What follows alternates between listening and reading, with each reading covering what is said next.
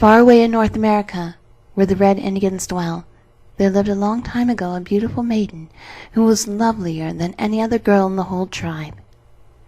Many of the young braves sought her in marriage, but she would listen to one only, a handsome chief who had taken her fancy some years before. So they were to be married, and great rejoicings were made, and the two looked forward to a long life of happiness together. When the very night before the wedding, a sudden illness seized the girl, and without a word to her friends who were weeping round her, she passed silently away. The heart of her lover had been set upon her, and the thought of her remained with him night and day. He put aside his bow, and went neither to fight nor to hunt, but from sunrise to sunset he sat by the place where she was laid, thinking of his happiness that was buried there. At last, after many days, a light seemed to come to him out of the darkness. He remembered having heard from the old people of the tribe that there was a path that led to the land of souls, that if you sought carefully, you could find it. So the next morning he got up early, and put some food in his pouch, and slung an extra skin over his shoulders, for he knew not long his journey how he would take, nor what sort of country he would have to go through. Only one thing he knew, that if the path was there, he would find it. At first he was puzzled, as there seemed no reason he should go in one direction more than another. Then, all at once, he thought he heard one of the old men say that in the land of souls lay to the south, and so, filled with new hope and courage, he set his face southwards.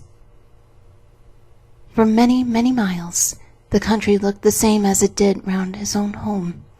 The forests, the hills, the rivers, all seemed exactly like the ones he had left. The only thing that was different was the snow, which had lain thick upon the hills and trees when he started, but grew less and less the farther he went south, till it disappeared altogether. Soon the trees put forth their buds, and flowers sprang up under his feet, and instead of thick clouds there was the blue sky over his head, and everywhere the birds were singing. Then he knew that he was on the right road. The thought he should soon behold his lost bride made his heart beat for joy, and he sped along lightly and swiftly. Now his way led through a dark wood, and then over some steep cliffs, and on the top of these he found a hut or wigwam. An old man, clothed in skins and holding a staff in his hand, stood in the doorway, and he said to the young chief, who was beginning to tell his story, "I was waiting for you. Wherefore you have come, I know. It is but a short while since she whom you seek was here. Rest in my hut, as she also rested, and I'll tell you what you ask, and whither you should go." On hearing these words, the young man entered the hut, but his heart was too eager within him to suffer him to rest. And when he rose, the old man rose too, and stood with him at the door. "Look," he said, "at the water which lies far beyond yonder, and the plains which stretch beyond. That is the land of souls. But no man enters it without leaving his body behind him. So lay down your body here, your bow and arrows, your skin and your dog. They shall be kept for you safely." Then he turned away, and the young chief, light as air, seemed hardly to touch the ground, and as he flew along the scents grew sweeter and the flowers more beautiful, while the animals rubbed their noses against him, instead of hiding as he approached. And birds circled around him, and fishes lifted up their heads and looked as he went by. Very soon he noticed with wonder that neither rocks nor trees barred his path.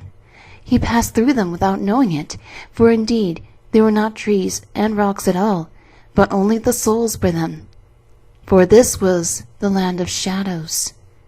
So he went on with winged feet till he came to the shores of a great lake, with a lovely island in the middle of it, while on the bank of the lake was a canoe of glittering stone, and in the canoe were 2 shining paddles. The chief jumped straight into the canoe, and seizing the paddles, pushed off from the shore, when to his joy and wonder he saw following him in another canoe exactly like his own maiden. for whose sake he had made this long journey. But they could not touch each other, for between them rolled great waves, which looked as if they would sink into the boats, yet never did. And the young man and the maiden shrank with fear, for down in the depths of the water they saw the bones of those who had died before, and in the waves themselves men and women were struggling, but far few passed over. Only the children had no fear, and reached the other side in safety. Still, though the chief and the young girl quailed in terror at these horrible sights and sounds, no harm came to them, for their lives had been free from evil, and the Master of Life had said that no evil should happen unto them. So they reached unhurt the shore of the happy island, and wandered through the flowery fields and the banks of rushing streams, and they knew not hunger nor thirst, neither cold nor heat. The air fed them, and the sun warmed them.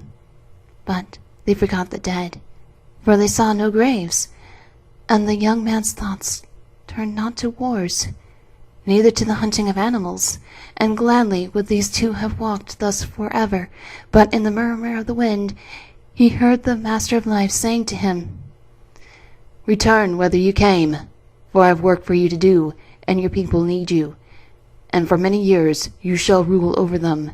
At the gate my messenger awaits you, and you shall take again your body which you left behind, and he'll show you what you are to do.